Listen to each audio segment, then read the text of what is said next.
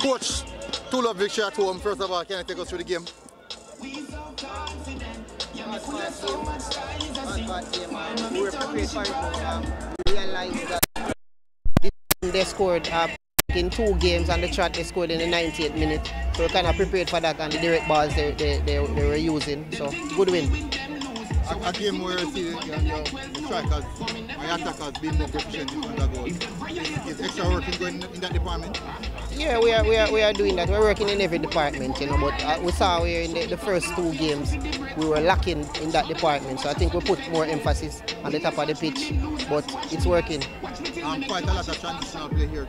Coach, can you just give us a bit of information regards to his performance so far this season? It's looking really sharp. What do you think the contribution to that now? That's the aim of the coach. He likes to transition football, and as you said, you're seeing it.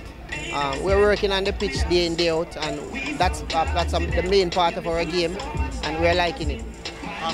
Romeo Gotchi playing really well so far this season. Can you give us an update on what's going on with him in training and how he's training? First of all, every day in training he's smiling, and when a player is smiling, it shows a lot. When players they have sad faces and all, more likely they're not playing or they're not playing good. But he's always smiling and he's working, trust me. There's no complaint about him, he doesn't complain none at all, so that's the reason. Alright, first clean sheet. How important are these clean sheet now going forward? Yeah, we stressed on it in the team talk before the game, the clean sheet. All the games we played before, we conceded. We wanted this one, and we told them that 2 games, I think this team on the chat they scored in 90 or 90 plus minutes. So we were really prepared for that, and that helped with the clean sheet.